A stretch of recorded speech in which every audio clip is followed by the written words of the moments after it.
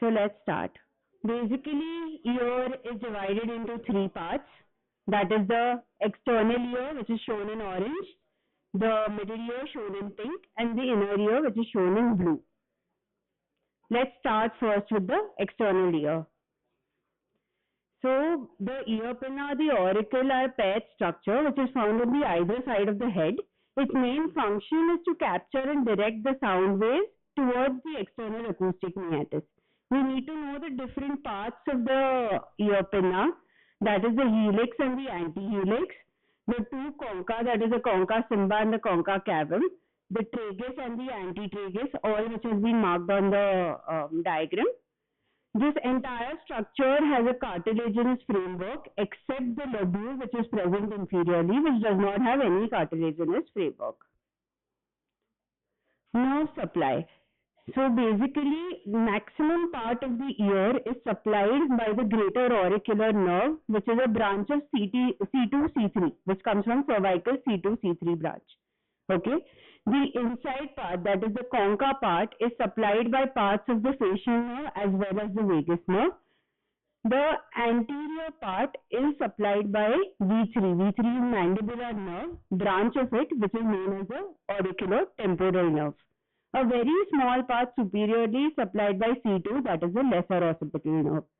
So, majority is supplied by C2-C3, as you can see the purple color, which is greater auricular. This is very important. Okay.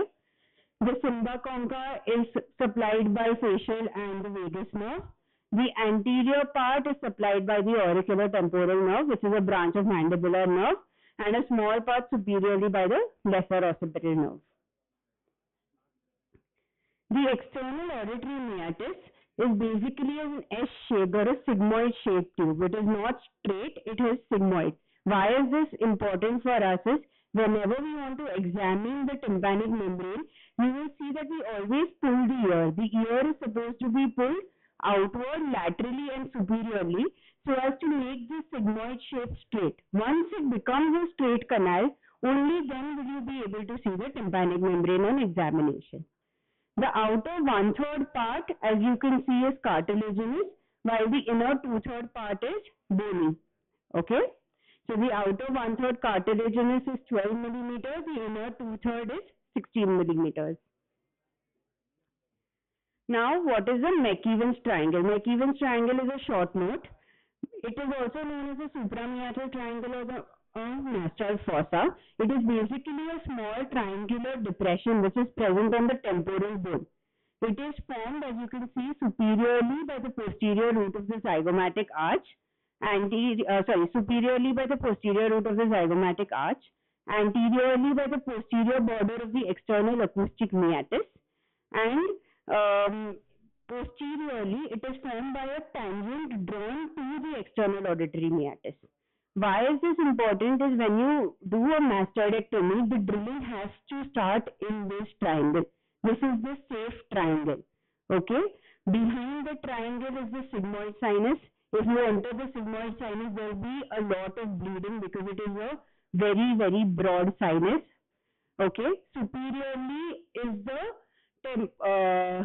the brain.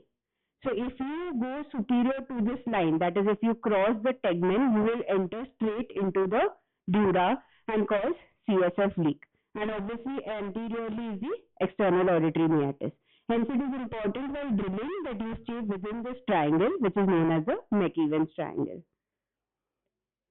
Now we will see the nerve supply of the external ear canal. Once you know the nerve supply of the ear pinna, as we have discussed before, you have to just go inside. Like for ear pinna, anteriorly it was supplied by the auriculotemporal nerve. So as you go inside, again anteriorly it is supplied by the auriculotemporal nerve, which is a branch of V3, that is mandibular nerve. The cymba concha, which is the inside part, was supplied by facial and vagus. Hence the posterior parts are also supplied by facial and vagus. Superiorly is the facial nerve, inferiorly is the vagus nerve. Auricular branch of this vagus nerve is known as the Arnold's nerve.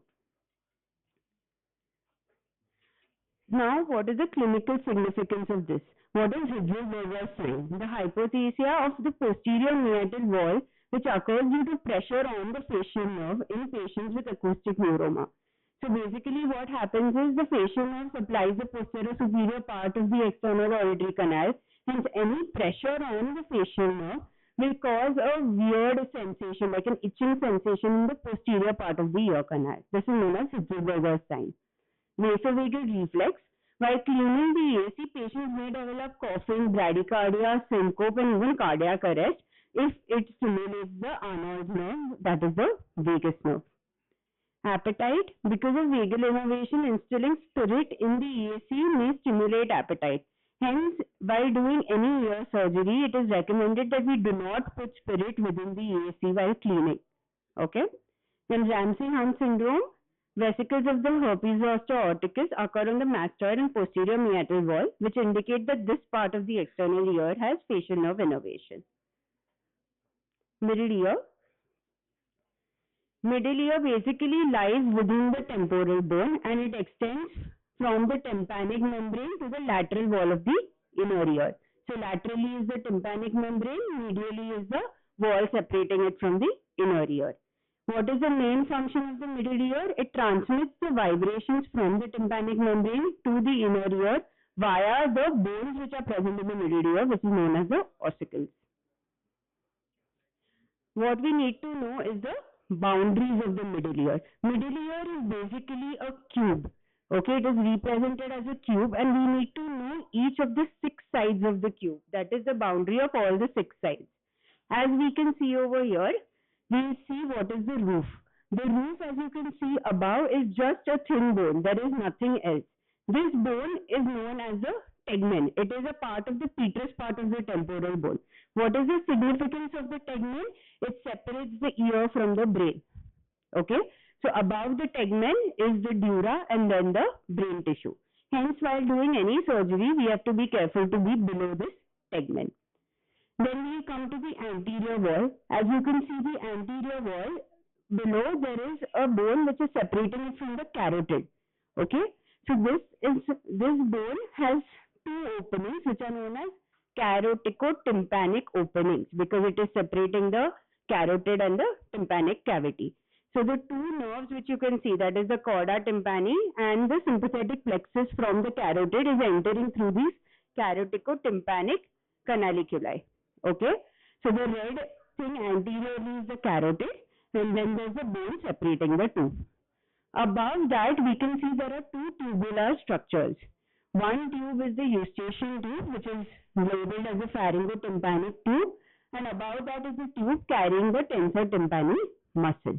Okay, so there are 2 openings in the anterior wall. One is for the eustachian tube, above which it is for the tensor tympani muscle. Okay, we have to remember that there are only 2 muscles in the middle ear, that is tensor tympani and stapedius. Only 2 muscles. Then we come to the inferior wall. Inferior wall is again a plate of bone which is separating it from the jugular bulb. The jugular vessels, the jugular vein forms a bulb which is known as the jugular bulb.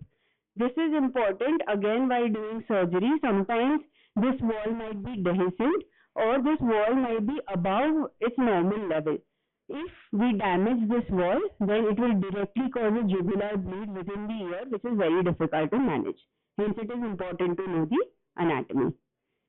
Posteriorly, as we can see, above there is a opening which is known as the additus. It is basically the opening between the middle ear and the mastoid cavity, below which there is an entire bone which is separating it from the mastoid. So, the mastoid is divided into 3 parts. The additus, which is the opening, the antrum, which is a thin tubular structure, and then the entire mastoid cavity, which is known as the mastoid antrum.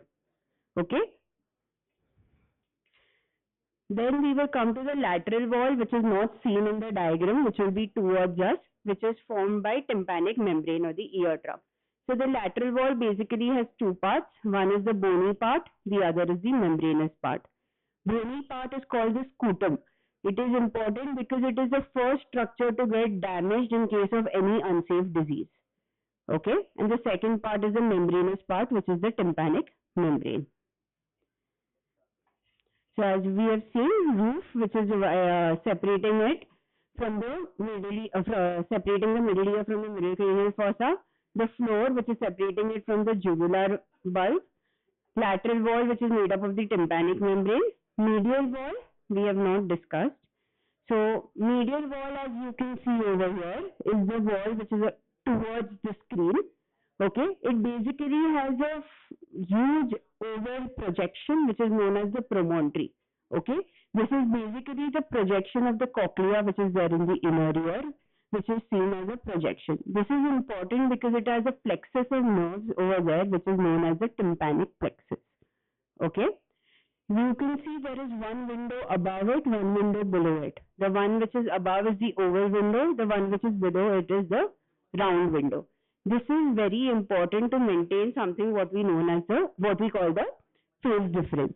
So basically the ossicle rests on the oval window. So the sound stimulus goes into the inner ear from the oval window and then it comes out from the round window. So there is a slight gap, there is a slight time lapse between the sound which goes in and comes out, which is known as phase difference, which is important to generate the electric stimuli which is carried by the nerves to the brain. Another very important structure in the medial wall is the fallopian canal. Fallopian canal is basically a bony canal which houses the facial nerve.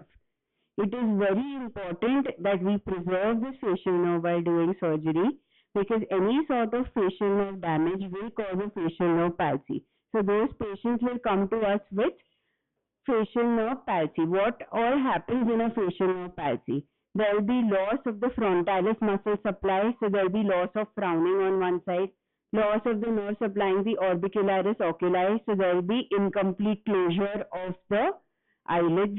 Then loss of nerve supplying the buccinator, so the patient will not be able to blow the cheeks. Then the angularis oris supply is gone of the same side. So now normally the angularis oris pulls the angle of your mouth on both sides when you smile. So when you smile, this muscle is responsible.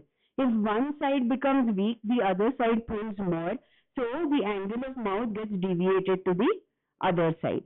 Another thing is the platysma. Platysma is basically when you clench your teeth, this muscle of the neck gets very strong. Okay, it gets very evident. It comes out. That is known as the platysma.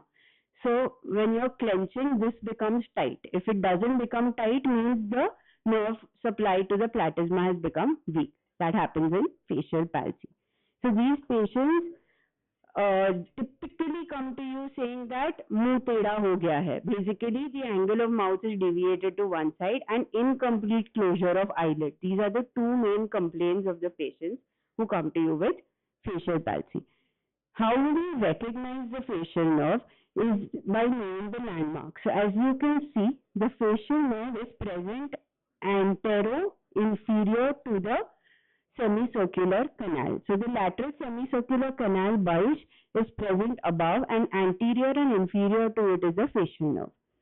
Facial nerve is present posterior superior to the oval window. So these are the two landmarks which you need to know. How it is related to the lateral semicircular canal bulge and how it is related to the oval window. Contents of the middle ear. Basically, middle ear has 3 ossicles, 2 muscles. 3 ossicles are malleus, incus, stapes. This you all will be knowing. 3 tiny bones which are present in the ear, which are extremely important for your hearing mechanism. Muscles, one is the tensor tympani. So the tensor tympani, as we saw, was coming from the anterior wall. It originates from the cartilaginous part of the eustachian tube and it inserts on the upper part of the malleus, as you can see. So what you can see is as it is inserting, there is a bend. It bends at a point which is known as processus cochleariformis. Okay, it bends and it attaches onto the malleus and it is responsible for tensing the tympanic membrane so as to reduce the force of vibrations. Hence, you become more tolerant to loud noises. If there is a loud noise, then automatically the tensor tympani will stimulate the handle of malleus, which will pull the tympanic membrane inside and prevent it from excess vibrations. Hence, the tolerance towards loud noises increases. This is supplied again by V3, which is mandibular nerve. Second muscle is the stapedius. Stapedius originates from the pyramidal eminence, as we can see as the arrow which is marked. Pyramidal eminence is basically a pyramidal bony landmark which is present on the posterior wall. Okay, from there it goes and it attaches onto the neck of the stapes. What does it do? It controls the amplitudes of the sound waves in the inner ear, and it is supplied by facial nerve by a nerve called nerve to stapedius. Muscle is stapedius, nerve is nerve to stapedius. It is the first muscular branch of the facial nerve. Okay. Now we'll come to the inner ear. Inner ear is the innermost part of the ear, lying completely within the petrous part of the temporal bowl. It houses the vestibulocochlear organs. Basically, the inner ear has two main functions. First is in hearing, that is, it converts these mechanical signals from the middle ear into electrical signals, which is transferred via the cochlear nerve up to the brain and then to the brain. Okay? When you do the physiology of hearing, this entire pathway of hearing and the pathway of balance will come, which you all have to know. Exactly how is this electrical stimulus going from the inner ear to the brain and coming back. Second main function is to maintain balance. So basically, the inner ear is responsible for detecting the position of the body with respect to gravity and knowing the change in the body with respect to gravity and accordingly maintaining your posture and your stature so that you don't get giddiness. Okay? Inner ear basically has two main components. One is the bony labyrinth and second is the membranous labyrinth. Bony labyrinth consists of a series of bony cavities within the petrous part of the temporal bone. It consists of three parts, that is the cochlea, the vestibule and the semicircular canal. While the membranous labyrinth lies within the bony labyrinth and it consists of cochlear duct, semicircular duct, utricle and saccule. So as we can see, bony labyrinth over here consisting of the three parts. The part marked in blue is the semicircular canal. The one in green is the vestibule, which is in the middle, and anteriorly in yellow is the cochlea. All these structures which are within the periosteum of the bone have this fluid which is known as perilymph. Oval and round window. The inner ear basically has two openings, like what we had discussed before, which is openings between the middle ear and the inner ear. Both are covered by membranes, which is what we call the oval window membrane and the round window membrane.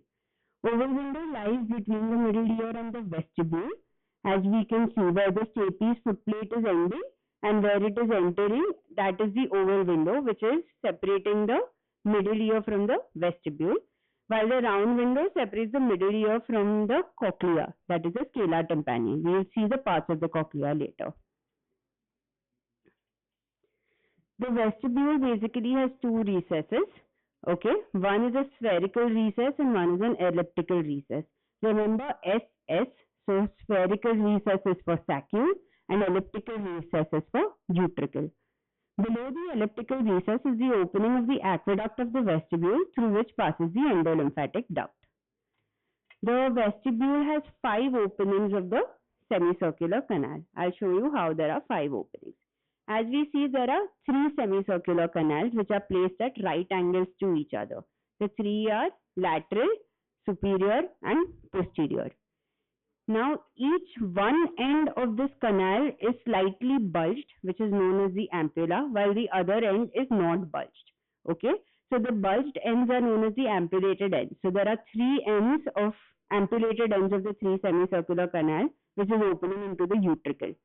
Now, the non-ampullated end of the superior and the posterior, as you can see over there, combines to form what we call as the crus commune, which together enters into the utricle. Hence, that becomes one opening. So, even though there are 3 semicircular canals, there are only 5 openings because superior and posterior combine to form one opening. Then we come to the why is this ampulla and non-ampullated end important is because the ampulla houses the sensors of balance, of angular motion. How will you remember this? Semicircular canal is circle. So it goes for circular motion or angular motion. While if you see ventricle and saccule are standing structures, like it are linear structures. So they represent linear motion. So semicircular canals and vestibules are basically responsible for balance, where the ampullated ends of the semicircular canal have the sensitive receptors of angular motion. Then we come to cochlea, which is the main organ of hearing. It is the anterior-most part of the inner ear. It houses the cochlear duct of the membranous labyrinth, which is the auditory part of the inner ear. It twists upon itself, making 2.5 to 2.75 turns around a central portion of bone, which is known as the modulus, producing a pyramid shape. The diagram over here is a opened up cochlea so that you can see the cross section. So as you can see, there are 2.5 turns in this. Extending outwards from the modulus is a ledge of bone known as the spiral lamina.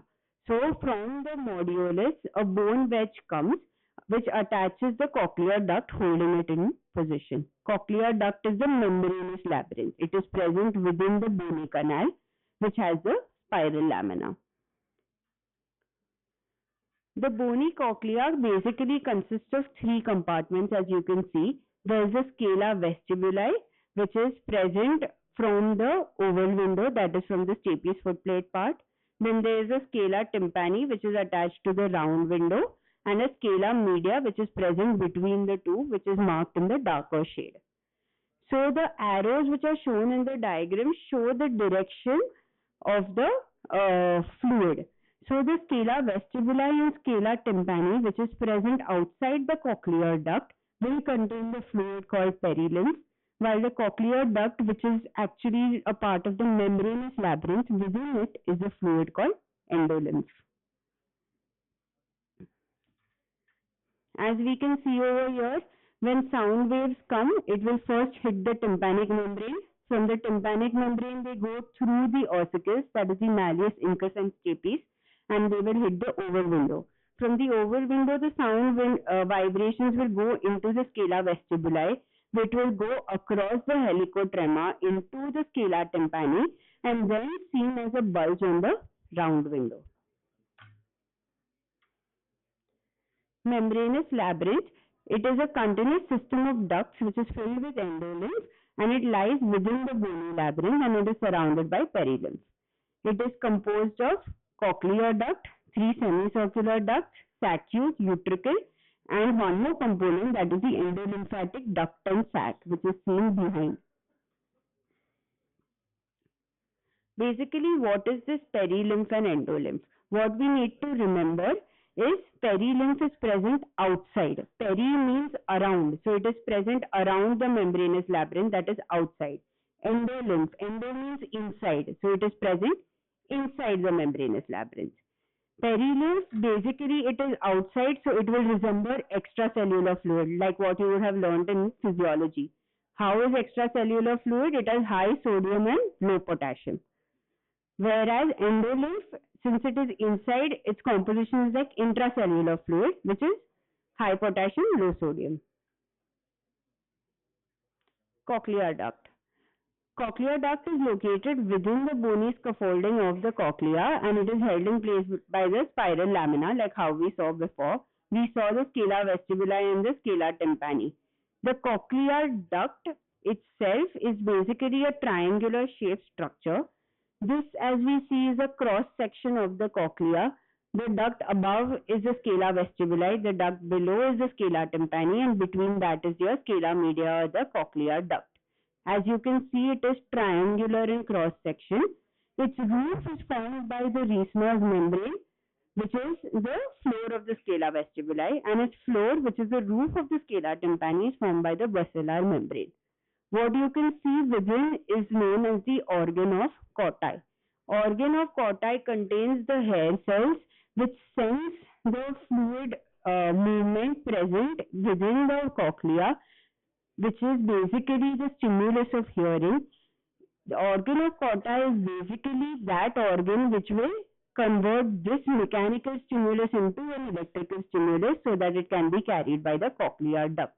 Organ of Corti is also a short note which is very important, and you all have to know this diagram. This diagram is there in your books. This is organ of Corti. Organ of Corti, as you can see, there are two types of hair cells. There is an outer hair cell and an inner hair cell.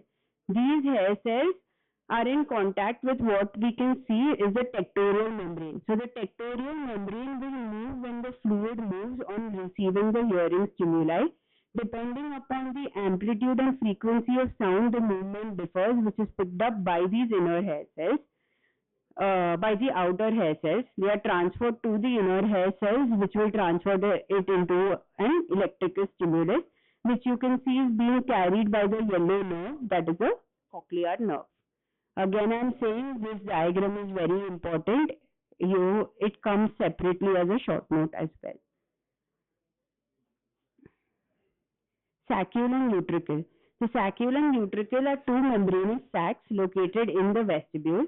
They are organs of balance which detect movement or acceleration of the head in the vertical and horizontal planes. As I had said, since saccule and utricle are linear structures, they are responsible for linear acceleration.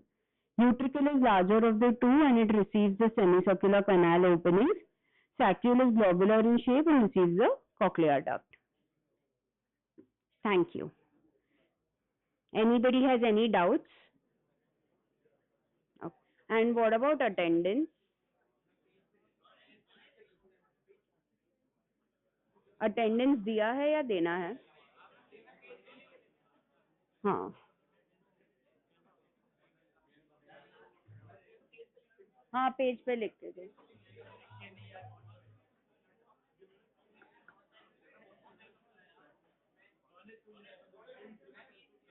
इधर से भी एक page पास करो. Right your roll number and name and give.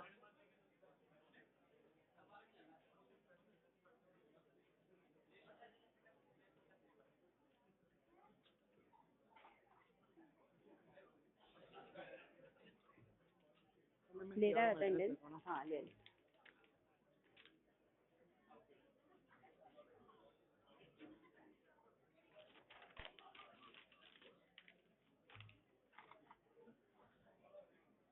Roll number 1, 2, 3, 4, 5, 6, 7, 8, 9, 10, 11, 12, 13, 14, 15, 16, 17, 18, 19, 20, 21, 22, 23, 24, 25, 26, 27, 28, 29, 30, 31, 32, 33, 34, 35, 36, 35, 36, 37, 38, 39, 40, 41, 42, 43, 44, 45, 46, 47, 48, 49, 50, 51, 52, 53, 54, 55, 56, 57, 58, 59, 60, 60, 61, 62, 63, 64, 64, 65, 66, 67, 68, 69, 70, 71, 72, 73, 74, 75, 76, 77, 78, 79, 80, 81, 82, 83, 84, 85, 86, 86, 87, 88, 89, 90, 91, 92, 93, 94, 95, 96, 97, 98, 99, 100, 101, 2, 3, 4, 5, 6, 7, 107, 8, 9, 10,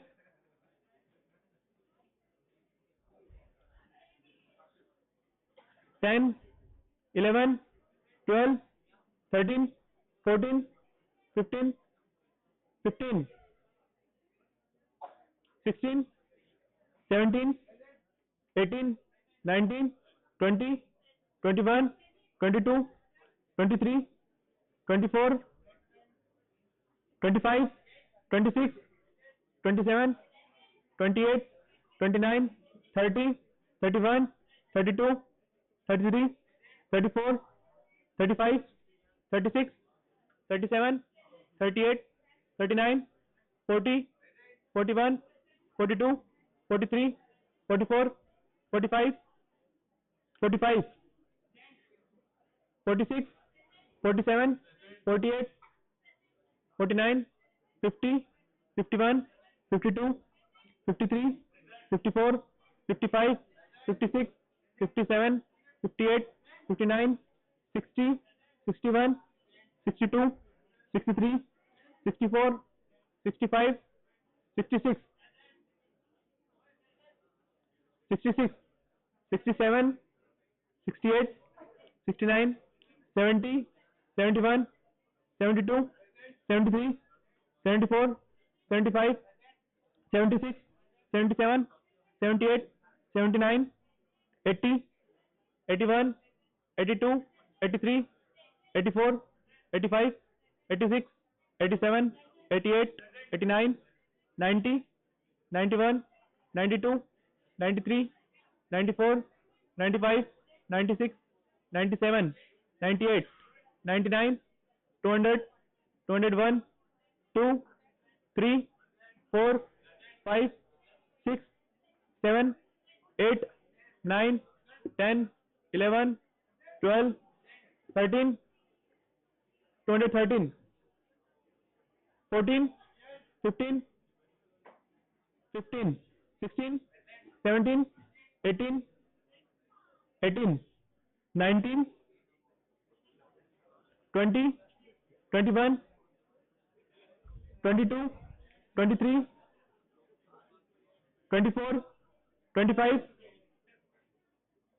26, 26, 27, 28, 29, 30, 31, 32, 33, 34, 35, 36, 37, 38, 39, 40, 41, 42, 43, 44, 45, 46, 47, 48, 49, 50. Present, present, present.